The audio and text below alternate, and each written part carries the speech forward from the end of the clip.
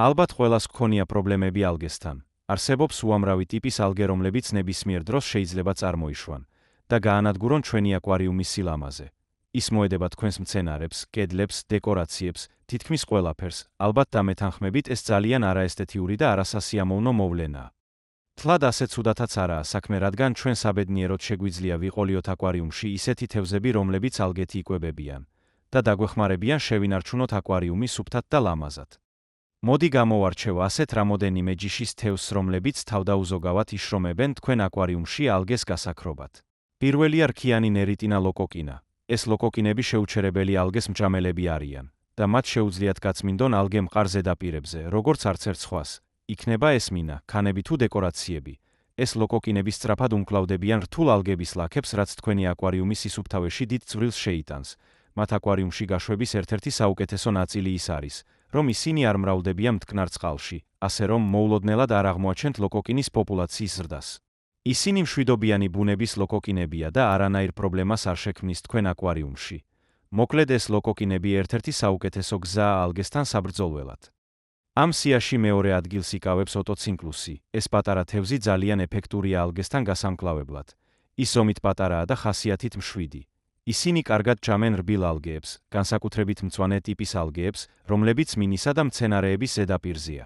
ისინი იმდენად ეფექტურად მუშაობენ, უნდა დავრწმუნდეთ, რომ ალგეს გარდა თევზის საკვებსაც მივაწვდით, რადგან ნებისმიერ დროს შეიძლება ალგეს საკვები მარაგები ამოწურონ აკვარიუმში. მესამე ადგილს ამაყად იკავებს ამანოს კრევეტები. ეს კრევეტები იშრომებენ თავდაუზოგავად. რაც მეტად აღსანიშნავია, ეს კრევეტები საკვებად გამოიყენებენ ისეთი ტიპის ალგებს, რომლებსაც სხვა არაფერი იყენებს. როგორიცაა მაგალითად შავწვერა ალგე.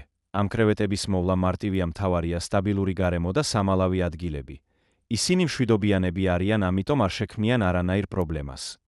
მათი აკვარიუმში გაშვებისთანავე შეამჩნევთ ალგეს შემცირებას და დროთა განმავლობაში თქვენი აკვარიუმი გასუფთავდება ალგესგან. გადავიდეთ შემდეგზე. ეს გახლავთ ჯაგარცხვირა ან ციტრუსი. ამ თევზის ბევრი ტიპი არსებობს. ალბინოსი, წითელი, ლეოპარდისებრი, გრძელფარფლა, მოკლეფარფლა და ასე შემდეგ. ეს თევზი კარგადაა გავრცელებული აკვარიუმის სფეროში. რადგან მისი მოვლა რთული ნამდვილად არაა და ამასთან ერთად განსაკუთრებული სილამაზეც აქვს. ეს თევზი მაღაზიებში სულ პატარა გვხვდება, საშუალოდ 5 სანტიმეტრი, მაგრამ აუცილებელია გავითვალისწინოთ, რომ ის გაიზრდება 15 სანტიმეტრამდე და დასჭირდება შესაბამისად სივრცეც. ეს თევზები მეტად აქტიურები არიან ღამით და საქმის დიდ ნაწილსაც შესაბამისად ღამე შეასრულებენ. ისინი ალგეს კარგად ჭამენ მყარი ზედაპირებიდან და დიდ წვრილს შეიტანენ თქვენი აკვარიუმის სისუფთავეში.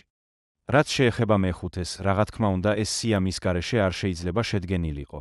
ესაა სიამის ხავსი ჭამია. ეს თევზი ენერგიულად შეუდგება მისიას და ყველაზე რთულ დავალებებსაც კი არ.